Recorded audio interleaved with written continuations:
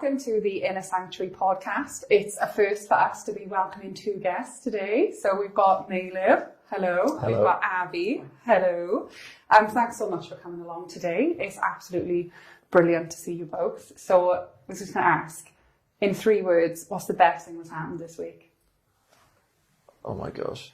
I know, put you on the spot now. Absolutely caught us off guard there. Didn't give us any prep time. I know. 3 words. Didn't catch COVID. Oh, that is pretty good. No pressure, Meiz. Being here today. Oh, come on. Come on, I won. That was, absolutely I did it and you just smashed it.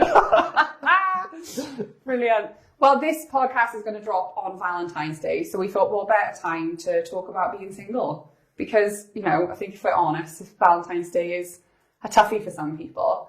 So before we kind of kick off, Abs, where are you at with your single status? Yeah, so the reality is that I'm pretty happy being single and happy. You know, I'm in my mid-30s now and okay, been on a few dates, but never had a serious relationship, never really done any of that stuff, and never felt particularly worried about it. It's always, so for me, it's kind of like being single. It's like being right-handed or right-footed. It's not like a huge thing for me, which I feel quite empowered and quite blessed to feel like. So that's me. Yeah, that's where I am. Brill, Meiz, what about you?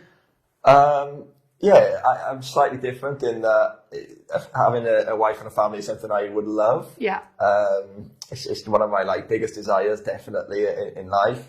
And I have, been in relationships, been in kind of longer term relationships, and definitely been at times where I thought marriage was on the cards, and kind of, when that breaks down, that's been kind of painful for me personally. But now I think over the last few years, I've been kind of learning to be okay with being single and kind of be okay in who I am, which is maybe something I didn't value as much before. Yeah. But that's definitely a journey that I'm still on. But over the last, I would say 3 years since my last relationship ended, that's just been something that I'm still learning, still growing in. And right now, I'm happy being single and trying to make the most of that, seeing the advantages of singleness. But at the same time, if I meet someone, that's brilliant. It's also exciting to know that at any time, I could meet someone, and that's really exciting in one sense, to have that kind of sense of, I love the whole Hollywood romance thing. I'm quite a romantic. I'm a songwriter, so I have to be. But that would be great. But if that doesn't happen as well, it's kind of, I'm at a point where that's okay. Yeah. Whereas if you asked me a year or two ago, that wouldn't have been the case. Okay. But I think it's good for us to maybe talk a little bit about your single friends are going to be in different places. Totally. So it's important to approach them with that in mind. Yeah, and I mean, you guys obviously are in very different places as well. And obviously, Abs, you're a woman, Meiz, you're a man.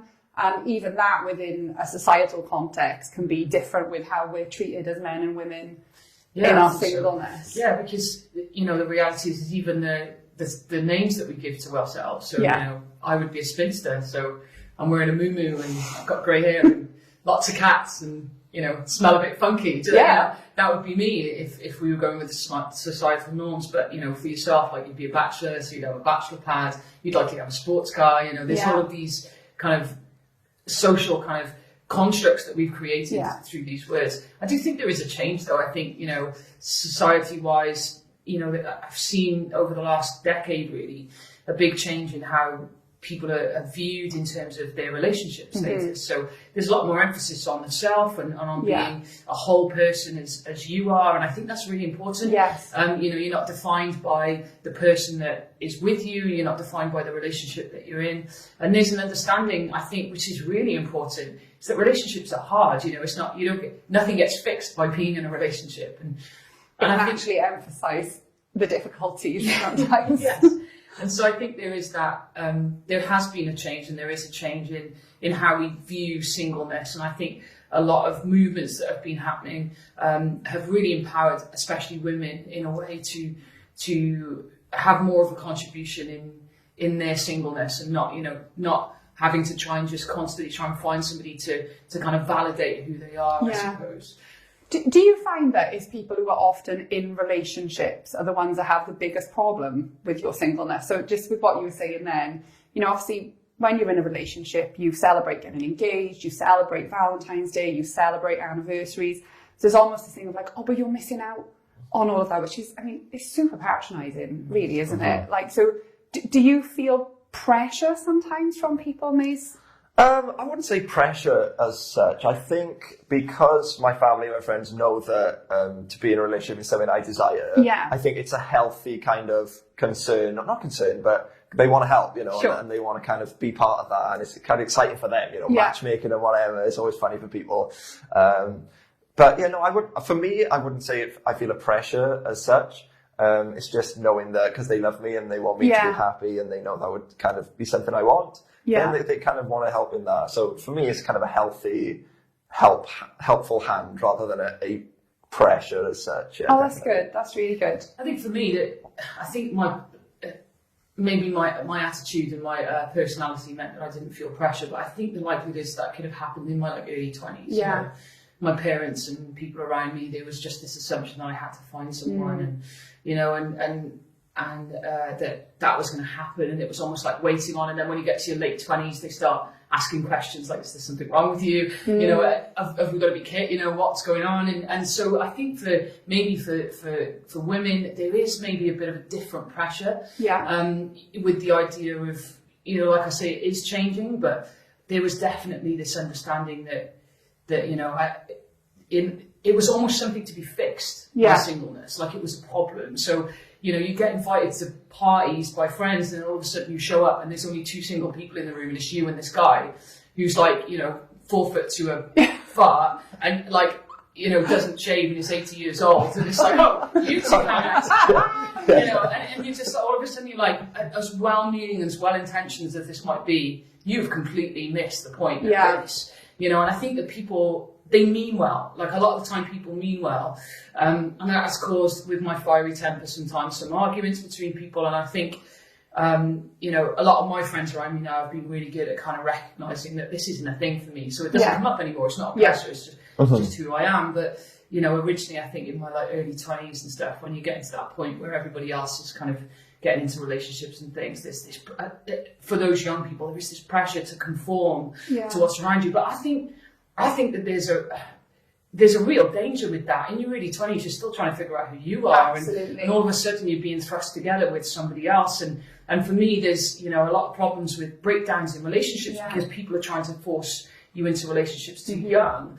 And I understand, like, teenage romances, and I get all that kind of stuff, but I feel as though there's a lot of pressure on young people to make something work. Yes. Like all of a sudden, all of your family's hopes and dreams fall upon these 2 people in their early 20s to, you know, create the beautiful wedding and have beautiful kids. And I do feel for kids. I think there is this, you know, almost requirement that you've got to sort that part of your life out first. That will then define you for the rest of your life, and I think that's difficult. I think that must be a hard thing, and obviously you've been through that. Yeah, I mean, I've got to be honest with you. When I was single in my 20s, I squandered that time, and I actually feel really regretful about it now. I mean, I should say I'm very happily married now. It hasn't been without its challenges, but that's a podcast for another day. But my singleness was something that I was embarrassed about, actually, and I had just spent the whole time wishing that it was different.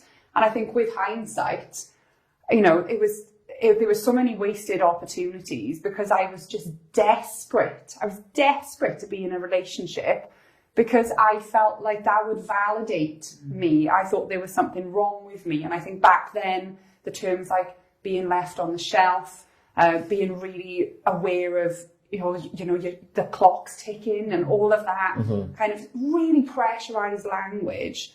And I do find it a real shame. You are obviously in your place of singleness now. And like you said, you've come to a point where you're actually okay with that. And I think that's completely refreshing, actually. Do you feel like there are people out there who are in your situation maybe who are like I was? And what would you be saying to them about kind of seizing their singleness in a positive way? Yeah, it's difficult because I know it's such a strong desire in some that there's nothing really you can say.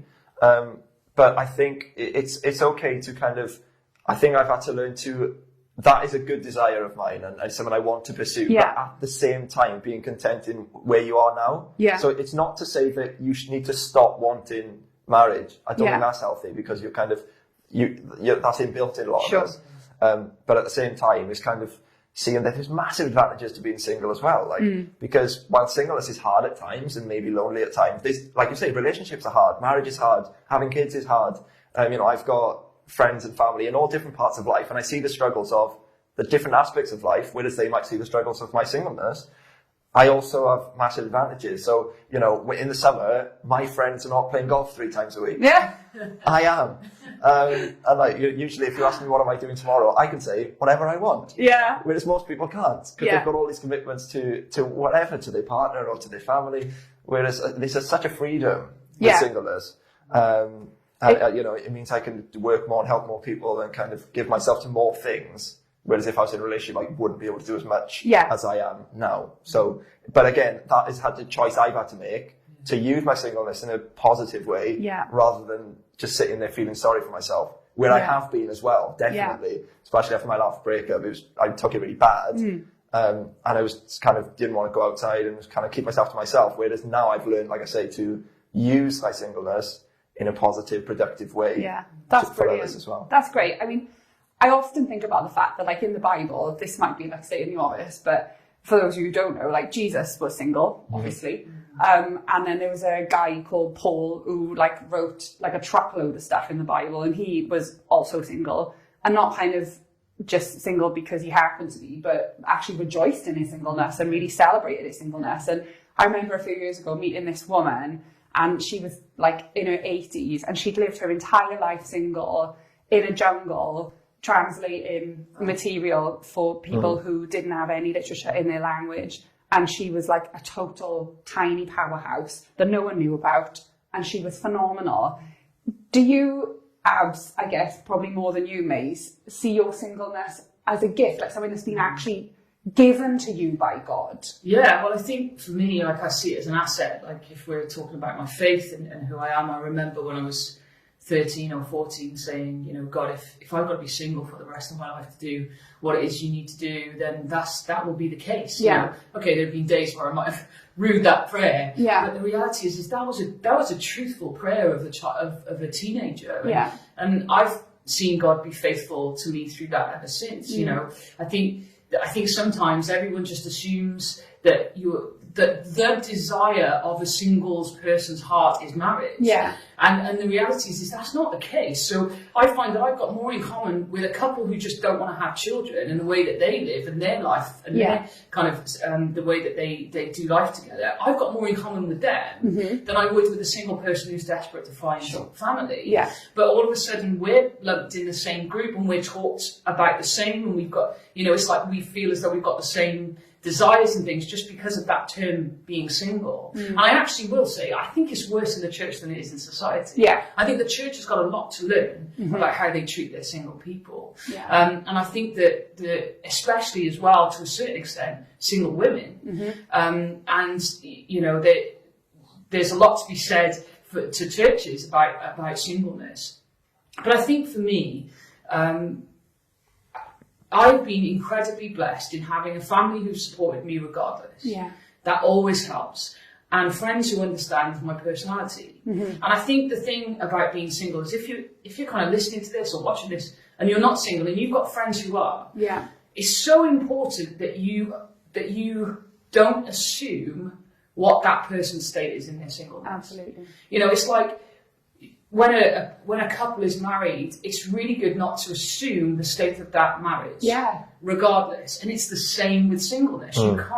You can't go to two single people and assume that they're both the same. I said, as we were chatting before, that the reality is people would have thought our thoughts on singleness would have been swapped. The understanding that the woman is desperate and the guy is happy being single. But it's not, it's the other way around. And for people around single people to be sensitive. So there are some people who really do desire marriage and they need those friends in their life to support them through it, to be their wingman, to go to clubs, but they also need people to validate them in who they are. They are not half of a person because they haven't found their forever, that's great. Their forever partner.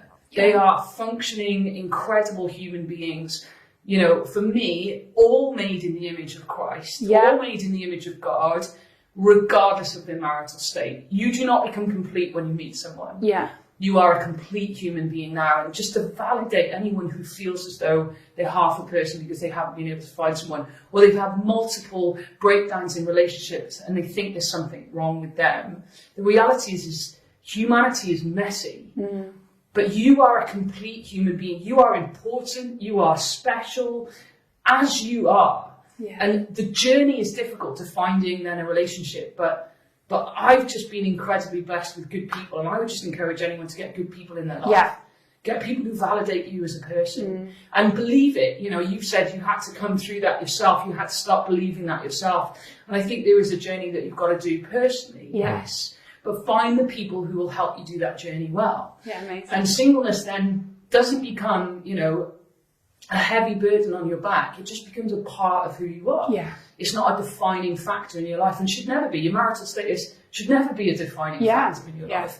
To a certain extent. I mean, I'm saying that to a married person who's got a husband and 4 kids at home. You know, but it's just your priorities change in your relationship status. Yeah. So I feel incredibly blessed that I can literally show up here and I haven't had to tell anyone that I'd go. You know, I'm free to be able to do what I need to do. For me, the main thing as well is that I'm free to serve. I really feel that part of my makeup is to be there for other people. Yeah. And being single allows me the freedom to do that. Yeah. You know, would my personality change if I found a guy and got married? Probably not, but it would be much harder for me to do what I feel called to. Yeah. And so it hasn't become a defining factor. And I feel incredibly blessed to be living in an age and a time where society doesn't demand that I play the piano, read poetry and produce children. Yeah. You know, I'm at a time where I can achieve and I can go out and I can, you know, do the best. And there are great movements happening. And so, yeah, I would say that embrace your singleness and don't let it become the defining part of who you are, because you are so much more than your marital status. I can't think of a better place to end. That is absolutely amazing. I feel suitably rallied to my non-existent singleness. That was excellent. Good call to arms. Fantastic. Thank you so much, Abi. Thank you so much, Meiz. Thank you for your honesty today. It was absolutely brilliant. I feel like we could do a whole series on singleness. It was absolutely fantastic. Thank you for listening today. Please please share the Inner Sanctuary podcast. As ever, if you have any questions, please get in touch. We would love to talk to you. Catch you again. Bye.